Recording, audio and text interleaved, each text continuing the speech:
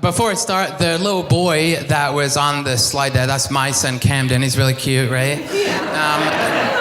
When we got here today, though, I said, all right, I'm going to go in, just kind of start looking through my notes a little bit. And as I came in, I got a text that said, Camden's covered in pee.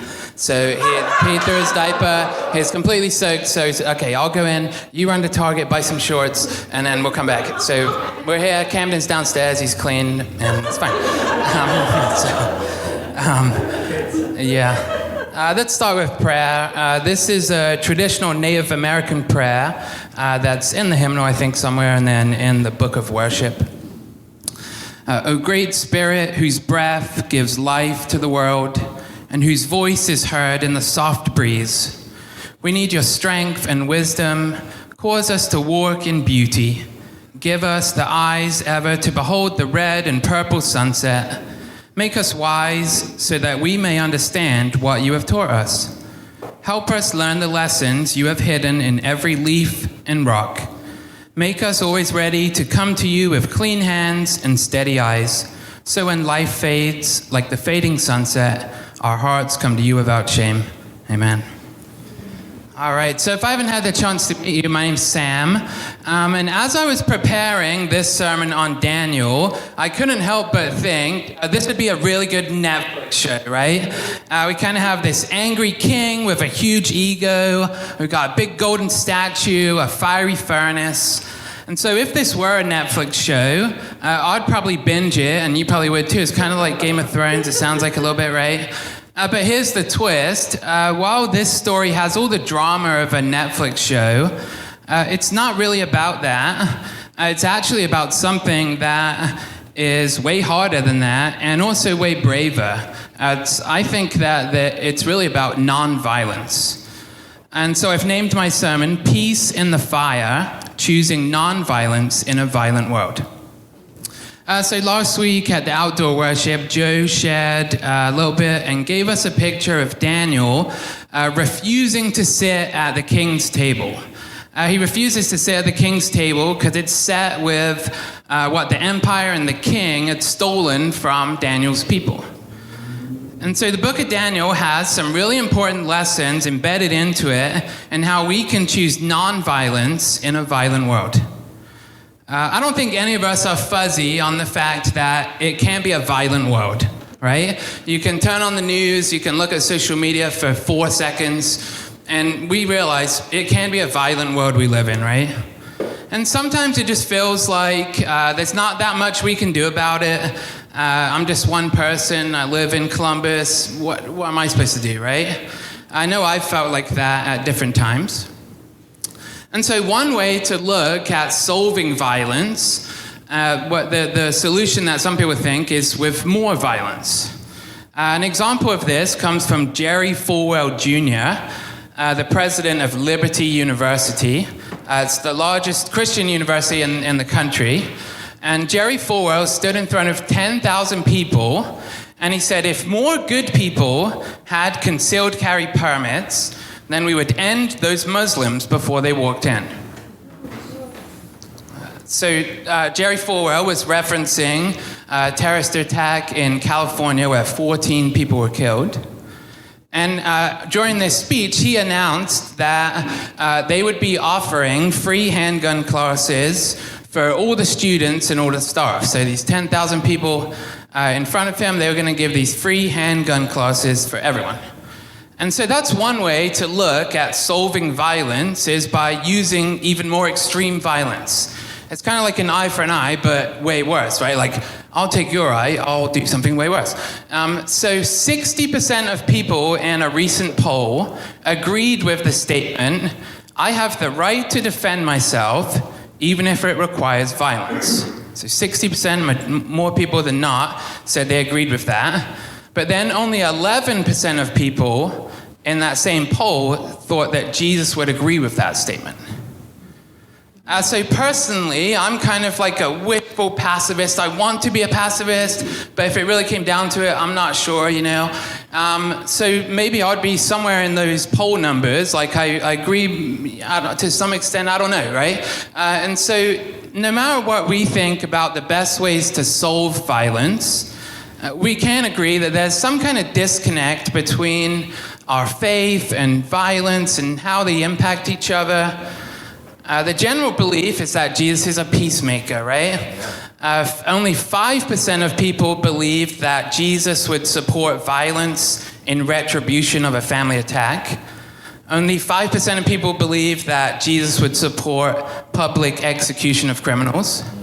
Only 2% believe that Jesus would support stockpiling weapons to deter a foreign attack.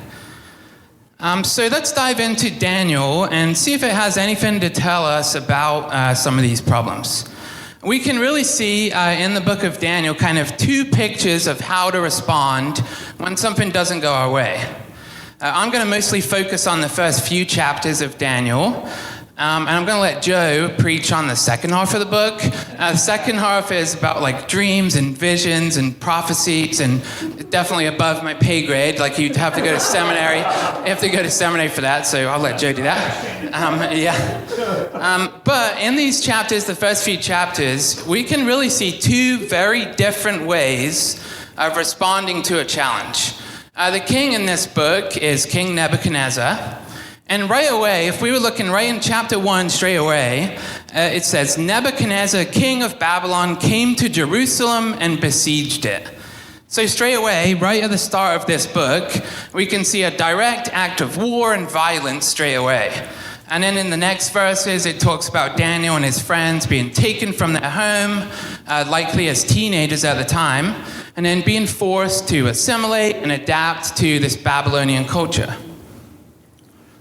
And then in the next chapter, we can see the king has this dream that he doesn't understand. He calls in all the wise men and he says, if you do not make known to me the dream, you shall be torn limb from limb, and your houses shall be laid in ruins. So again, it's a direct threat of violence when something doesn't go the king's way, right? When they don't do what he wants, violence is the first reaction, right? And in chapter 3 and 4, he does the same thing. The king says, you're commanded to fall down and worship the golden image. It's this massive golden statue. And whoever does not fall down and worship shall be cast into a fiery furnace. And then if you've seen VeggieTales, you know that that's actually what happens, right? Shadrach, Meshach, and Abednego, they get thrown into this fiery furnace. And kind of contrary to the VeggieTales version, that really has some cool songs that go with it, right? It is an example of another example of extreme violence that the king has as his reaction. And then kind of contrasted to this, we have Daniel on the other side. In chapter 1, he, as Joe shared, he refuses to eat at the king's table, but does that and resists in a peaceful way.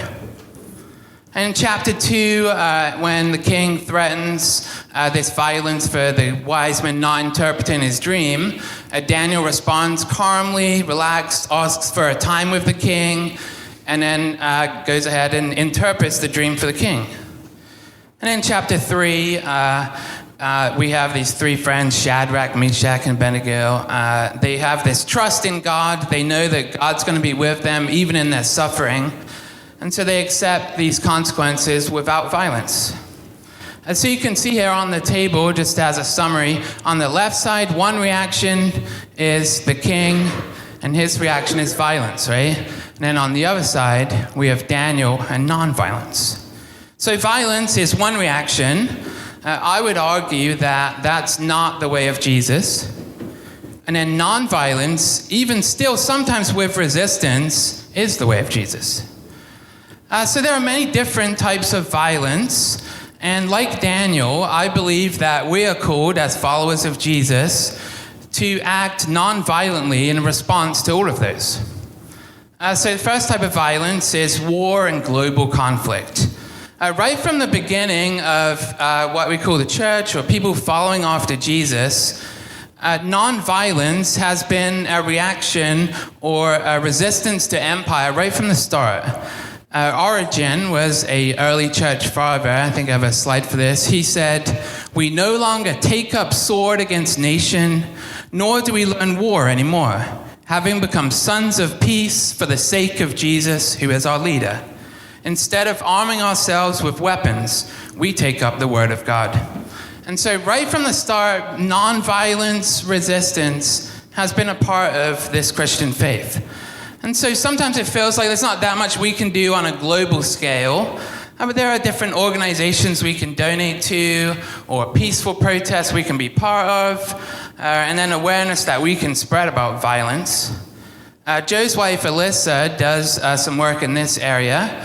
She's also a United Methodist pastor, and she is on the Palestinian Committee for Responding to Palestinian Christians in the West Ohio Conference of the United Methodist Church. And they've created this Bible study. They give reports to churches that can then use that Bible study to learn about conflict in places like Gaza and then work for peace. Have you ever tried Ben & Jerry's, the ice cream? Very tasty, right?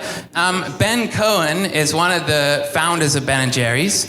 He wrote, you might have seen he recently got arrested at some kind of protest.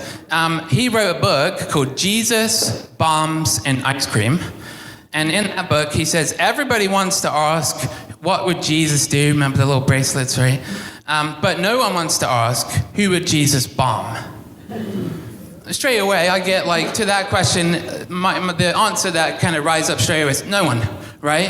Who would Jesus? That's how it feels when you have this picture of Jesus. That's how it feels to me, at least. So we're headed to England in 2 days on Tuesday. That's where I grew up. Can you tell my accent's not an Ohio accent? We'll be there the whole of July. And have you guys ever heard of Banksy? Yeah. So kind of a niche, street artist. Actually, no one knows who Banksy is. Banksy, people say he, but it could be a she, creates the street art. And it kind of, to me, is an example of how art can be this pushback or resistance to violence. I got a few examples of some of his art. So here we have this guy throwing like a Molotov cocktail with flowers. The next one, two soldiers pillow fighting. And the third one is the violence of slavery, and then this woman taking a break from it, stepping outside of it. So art can be some kind of resistance against violence. And then the next type of violence that we have to confront is the violence in our own communities.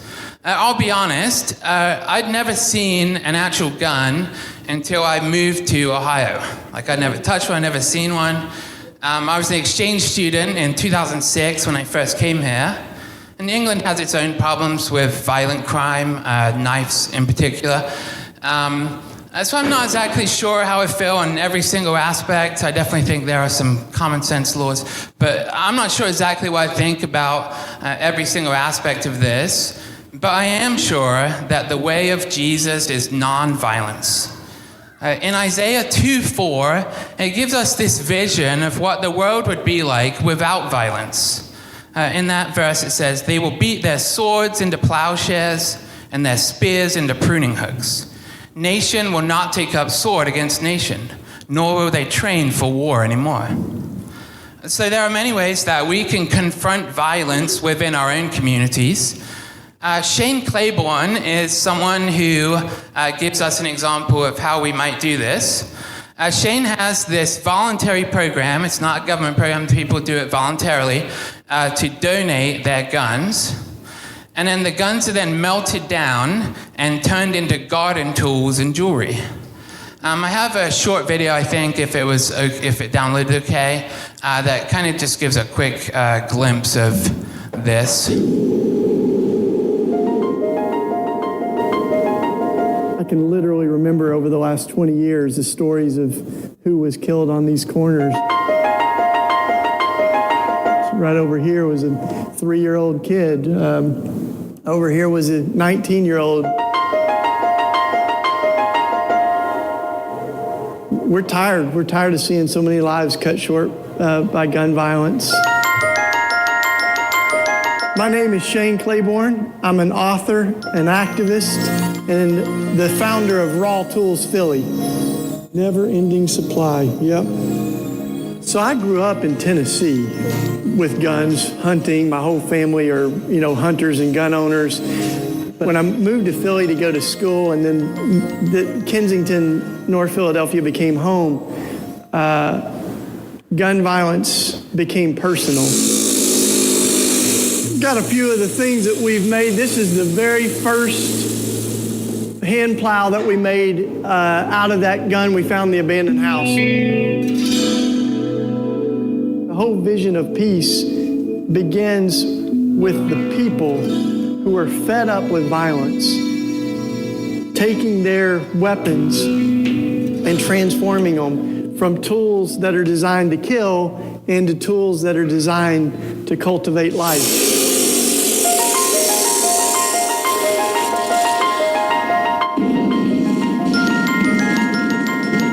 I believe in life. I believe in resurrection. That's why we're planting gardens and bringing abandoned houses to life. And I think all things can be made new. So that's where we got into the turning guns into garden tools.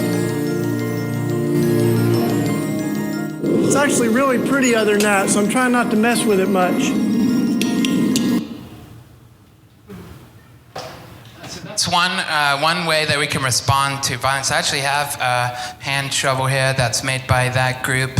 It's very expensive, but worth it. And so this is made from the melted down gun.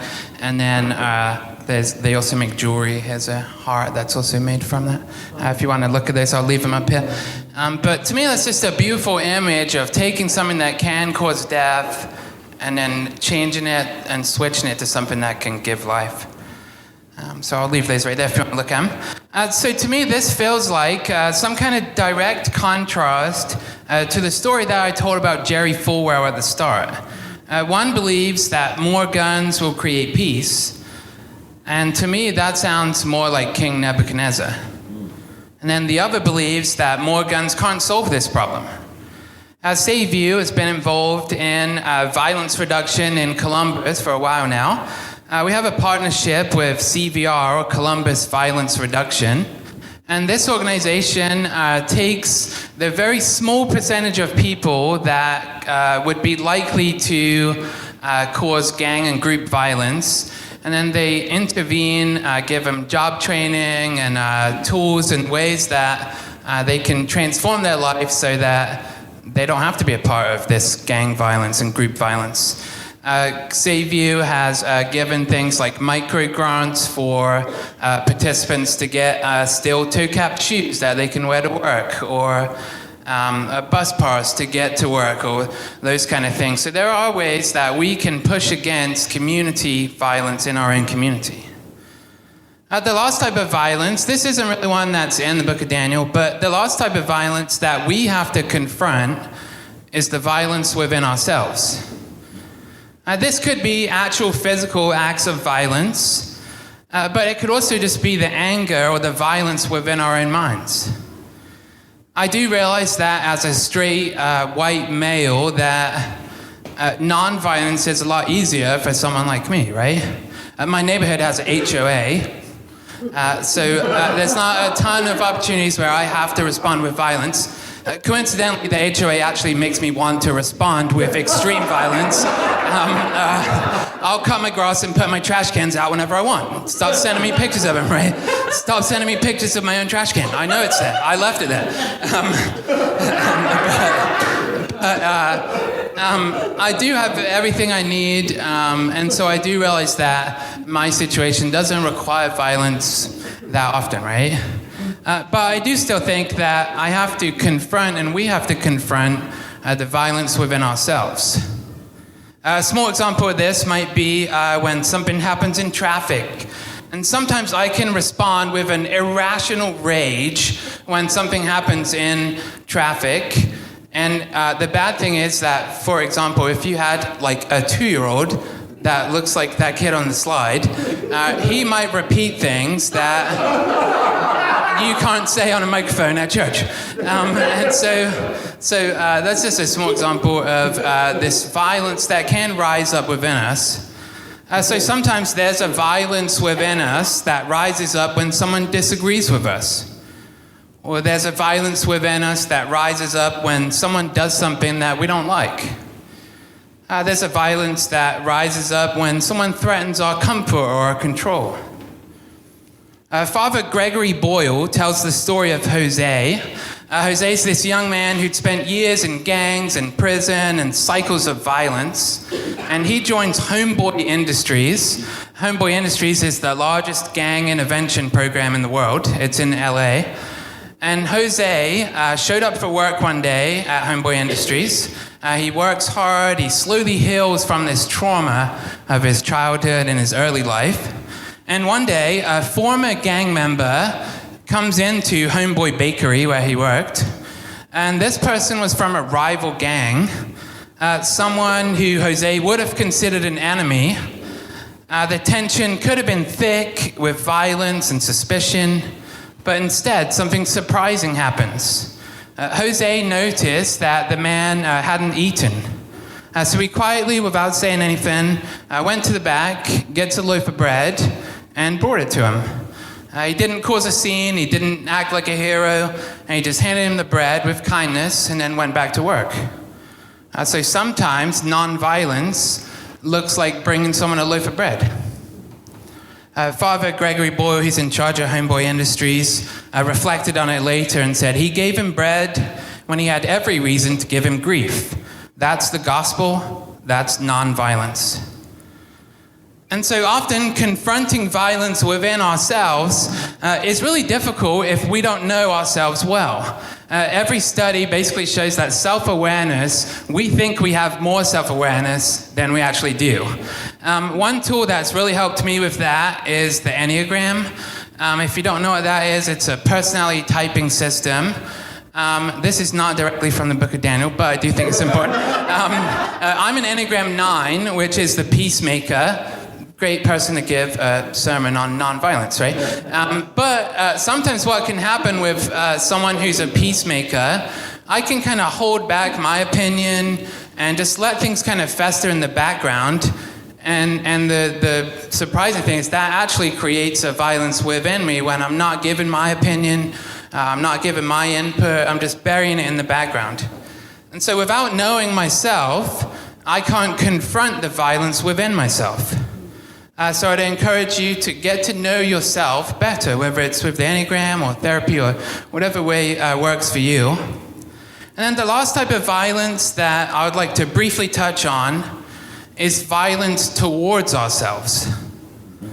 So sometimes we can be our own worst and harshest critics, right? If someone else, listen to this, if someone else talked to someone you love the same way you talk to yourself, how would you feel? Come on now. Let me ask that again. If someone else talked to someone you love in the same way that you talk to yourself, how would that make you feel? Some of us would be outraged, right? We're so harsh on ourselves that if someone else did that to someone we love, we'd be angry, right? We'd be upset. So we have to have this grace with ourselves. We have to understand that we make mistakes and that God's grace is enough for us. The greatest commandment is to love God and love ourselves, or love our neighbor as we love ourselves. But that actually means that we can't love our neighbor well when we don't love ourselves well. We need to love God, love our neighbor as we love ourselves. So if we're harsh and give words to ourselves that are not loving, you can't love your neighbor well. So kind of in conclusion, the way of Jesus is a way that pushes back against violence, violence in the world, violence in our communities, and the violence within ourselves. So when you think of these different kinds of violence, is there one that sticks out to you more than another one? Is there one that God might be calling you to help reduce? So even though I'm not sure what I think about the best solutions for every form of violence, I do believe that God is calling each of us to be willing to imagine a world where peace is possible, creativity and love outlast violence and hate, and where swords are beaten to plows and we train for war no more. Amen. Amen. Thank Sam for sharing with us. I gotta share this personal story, Sam, and I think you probably know this already, but I I know I've shared this in other settings as the band gets ready for the closing song. My wife does serve on a task force to bring peace in Palestine, and my wife and I's first experience in Palestine was a number of years ago. We went on a EO tour, Educational Opportunities Tour, in Israel, and so we got to go to Jerusalem and Bethlehem, and you have to understand that there's this giant wall that's built separating Palestine and Jerusalem, and essentially in Israel, if you're Jewish, you have the freedom to kind of move freely, but if you're Palestinian, you can't. Our tour guide was a Christian Palestinian. His family legacy goes back hundreds of years as a people of faith, as Christians living in Palestine. He grew up in Bethlehem, the birthplace of Jesus, and so it was really profound because he was able to travel on the tour bus, taking us places with his work visa. But if he wasn't on the tour bus, he wouldn't be able to go into Jerusalem. So we're talking with him and we get to know him, and he shares all of these famous people he'd given tours for, including Bono, and then Banksy. So the two photos that you shared, can we go back to the first one is on the wall that separates Palestine from Jerusalem.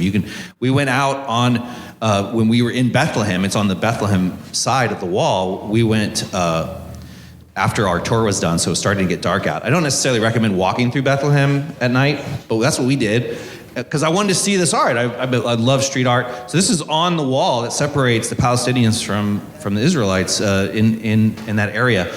Well, Banksy ended up partnering with our friend who's the tour guide, and he now opened up a hotel, and you can go check it out. It's called the Walled Off Hotel. And every room has an original Banksy photo, because he gave Banksy the tour. And so the next photo is in that hotel. So you can see how that's a bed there. So it's called the Walled Off Hotel. You can follow it, you can follow him. If you want to do some, maybe not right now, but in the future, if you want to do some interesting travel, I highly recommend. This has opened since we were last there. So just kind of a couple of fun connections there. Really important work where they're trying to raise awareness to the plight that's happening there. And if you want to learn more about that, my wife would love to connect with you. So I'm going to invite you all, as we continue in our worship, to stand with me.